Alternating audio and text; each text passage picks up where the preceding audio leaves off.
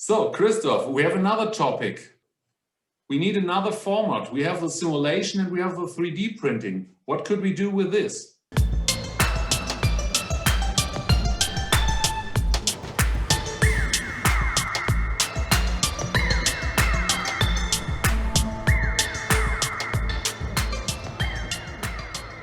Good question, Dirk. So, I mean, we are not simulating 3D print or not exclusively simulating 3D print.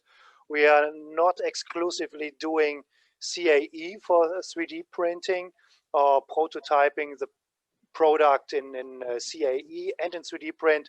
So it's a mixture of both. Maybe it's a crossover event talking about 3D print besides simulation or 3D print simulation crossover.